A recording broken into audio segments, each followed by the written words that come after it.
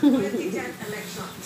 Ayon sa PNP, asa 90 ang naita ng insidente na may kinalaman sa halalan. Sa bilang na ito ay aabot sa 52 ang namatay habang 53 ang nasugatan. Higit 3,000 at 300 naman ang naaresto dahil sa paglabag sa gun ban.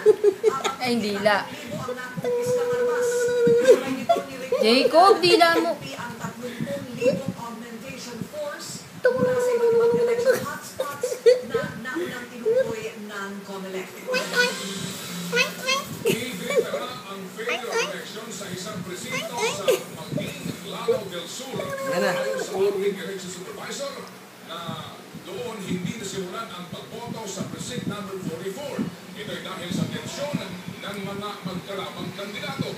Hihintayin nila muna ang solusyon ng COMELEC and ban kung kailan gagawin ang special elections sa naturang presinto. Isang presinto lang.